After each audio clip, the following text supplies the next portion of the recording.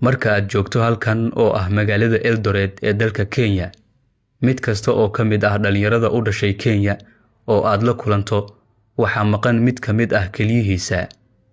Baaritaan ay samaysay warbaahinta laga leeyahay dalka Jarmalka ee DW ayaa lagu ogaaday isbitaal ku yaala dalka Kenya oo ka ganacsada xubnaha jirka bani aadamka, iyada oo dhalinyarada looga faa'iideysanayo daruufaha haysta. Isbitaalkan oo lagu magacaabo Mediheal Hospital and Fertility Center waxa uu ku yaalaa galbeedka dalka Kenya, gaar ahaan magaalada Eldoret. Waa isbitaal u shaqeeya si caadi ah oo ay aqoonsan tahay dowladda Kenya, balse waxa uu si hoose uga shaqeeyaa suuq madow oo lagu iibiyo kaliyaha. Dawin uu u dhigay dhalinyaro fara badan oo Kenyan ah ayaa lagu ogaaday baaritaankan oo daaha ka qaaday dhagaro qarsoon oo ka socda goobaha caafimaadka. Ninkan dhalinyarada ah oo lagu magacaabo Amon ayaa ka mid ah dadka xubnahooda laga macaashay ee maanta ku sugan xaalad quus ah. Isaga oo ka sheekeynaya waxa uu ku bilaabay hadalkiisa: maalin maalmaha ka mid ah waxa ay yimid saaxiibkay oo ii sheegay in uu ii hayo arrin fiican. Wuxuu igu yiri, iibinta kalidaada ma ogtahay inaad ku hodmi karto?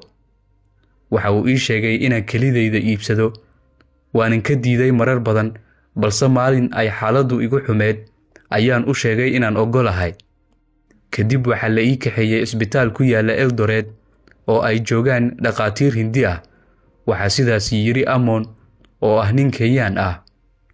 Waxa loo ballan qaaday ninkan Kenyanka ah in la siin doono lacag gaaraysa $6,000 oo agtiisa ka ahayd lacag badan maadaama jeebkiisu uu marnaa. Balse markii uu dhammaaday qaliinka, waxa gacanta loo geliyay $4,000 oo kaliya. Arrinta ugu naxdinta badan waxa ay ahayd markii uu xanuunsaday habeen kadib, isagoo oo ku sugan guriga hooyadiis. Waxay hooyadiis ula carartay isbitaalka, kolkaas oo dhaqaatiirtu ay u sheegeen in wiilkeeda uu qabo hal kali, taas oo qaracan ku noqotay maamada dhashay ninkan Kenyanka ah oo lagu magacaabo Amon.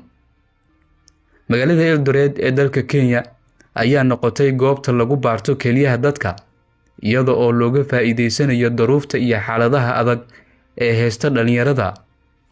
Inta badan dadka doonaya inay kalidooda iibiyaan waa dadka u dhashay Kenya, balse waxa warbixinta lagu xusay in kalidaasi ay iibsadaan dad ka yimid wadamada Jarmalka, Pakistan, Kazakhstan ilaa Soomaaliya.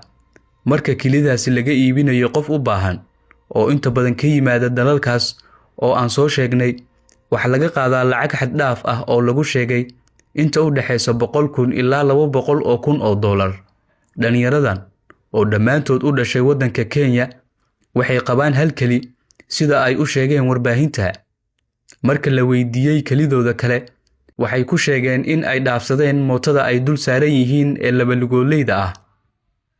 Qiimo la'eg $1,000 ayaa looga iibsaday xubin muhiim u ah jirkooda. Dhammaantoodna waxay kalidooda uga yimaadeen isbitaalka Mediheal Hospital and Fertility Center ee ku yaala galbeedka dalka Kenya. Waa isbitaalkan uu leeyahay ruux Hindi ah oo saaxiib la ah madaxweynaha Kenya, balse arrinta la yaabka leh waa in aanan la xirin isbitaalka ilaa iyo imikan.